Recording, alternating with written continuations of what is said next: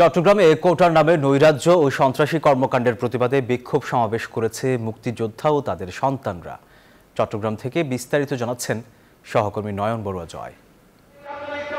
কোটাকে issue করে চট্টগ্রাম সহ সারা দেশে যারা নৈরাজ্য করছে সেই নৈরাজ্যের প্রতিবাদে চট্টগ্রামের মুক্তিযোদ্ধারা এখন এমনকি মুক্তিযোদ্ধাদের সন্তানরা তারা রাস্তায় নেমেছেন। আমি দেখছি এখানে বিক্ষোভ সমাবেশ করছেন চট্টগ্রাম প্রেস ক্লাবের সামনে মুক্তিযোদ্ধা আর খামেরা তো দাগ হয় কিভাবে? এই যে ভাবি, দাগও যাবে রাগও যাবে, নিন চাকা সুপার হোয়াইট।